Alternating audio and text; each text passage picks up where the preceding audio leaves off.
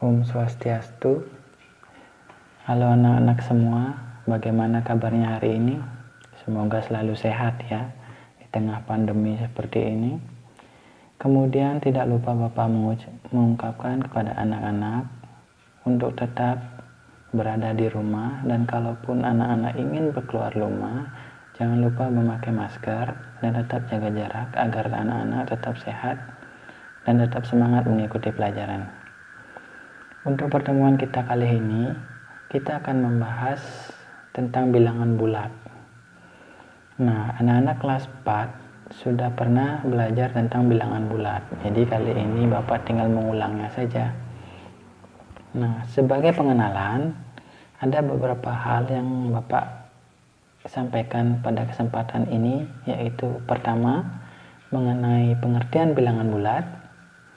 Yang kedua, membandingkan bilangan bulat. Nah, dari yang pertama, bilangan bulat. Bilangan bulat seperti yang anak-anak ingat waktu di kelas 4, itu bilangan bulat terdiri dari bilangan cacah dan bilangan negatif. Nah, ada bilangan bulat positif yang terdiri dari angka 1, 2, 3, 4, dan 5, dan seterusnya. Kemudian angka 0 dan negatif 1, yaitu bilangan bulat negatif. Jadi bilangan bulat itu terdiri dari 3 bagian. Yang pertama bilangan bulat positif, 0, dan bilangan bulat negatif. Nah, jika anak-anak bertanya 0 itu termasuk bilangan bulat positif atau negatif? Nah, jadi 0 itu bukan bilangan negatif dan juga bukan bilangan positif. Nah, itu dari pengertian.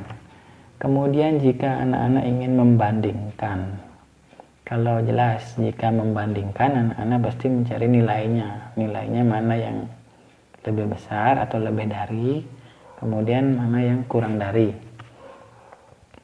Sebenarnya ada beberapa cara anak-anak dengan mudah membandingkan bilangan bulat.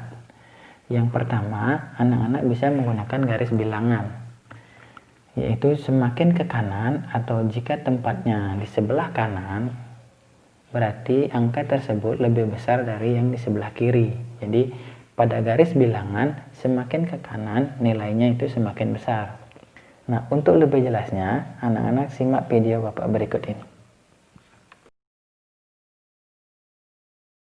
Oke anak-anak, kali ini Bapak akan coba contohkan penggunaan membandingkan bilangan dengan cara garis bilangan. Nah, seperti contoh soal ada 2 dan 4. Kita buat garis bilangan. Perhatikan posisi angka 2 dan angka 4.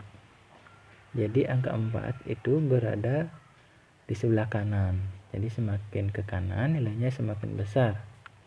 Jadi dapat disimpulkan bahwa angka 2 itu lebih kecil dari 4 nilainya. Jadi dapat ditulis angka 2 kurang dari 4. Kemudian untuk soal selanjutnya, bagaimana jika 2 dan negatif 4? Seperti biasa kita buat garis bilangan untuk lebih mudahnya. Posisi angka 2 dan negatif 4 itu ada di sebelah kiri. Jadi angka 2 berada di sebelah kanan, otomatis nilainya lebih dari negatif 4. Jadi dapat ditulis 2 lebih dari negatif 4. Nah, sebenarnya ada banyak cara selain membuat garis bilangan. Yang pertama ini adalah jika sama-sama positif, maka angka yang lebih besar nilainya lebih besar dari angka yang satunya. Contoh, ada 2 dan 4. Ini sama-sama positif. Nah, angka 4 itu lebih besar. Jadi, dapat disimpulkan bahwa 2 kurang dari 4 karena angka 4 lebih besar. Ini untuk yang nilainya sama-sama positif. Nah, bagaimana jika satu positif, yang satunya lagi negatif? Nah, jika ada bilangan positif dan negatif, maka sudah pasti bilangan positif lebih dari bilangan negatif. Pada kasus ini 2 dan negatif 4. Jadi 2 itu positif, jadi sudah pasti lebih dari negatif 4. Jadi khusus cari yang positif saja, itu lebih dari angka yang negatif. Kemudian yang ketiga, jika sama-sama negatif, maka angka yang lebih kecil nilainya lebih besar. Nah, ini terbalik. Nah, angkanya yang lebih kecil itu nilainya lebih besar. Jadi dapat ditulis negatif 2 lebih dari negatif 4. Ini khusus untuk yang sama-sama negatif. Nah, untuk lebih jelasnya, anak-anak coba latihan soal berikut. Bandingkan bilangan bulat berikut ini. Gunakan tanda lebih dari atau kurang dari di antara angka-angka berikut sesuai dengan nilainya. Nah, anak-anak cukup satu soal saja Bapak buat ya. Jadi A sampai J itu dikerjakan di rumah. Jadi selamat mengerjakan ya anak-anak. Sampai jumpa.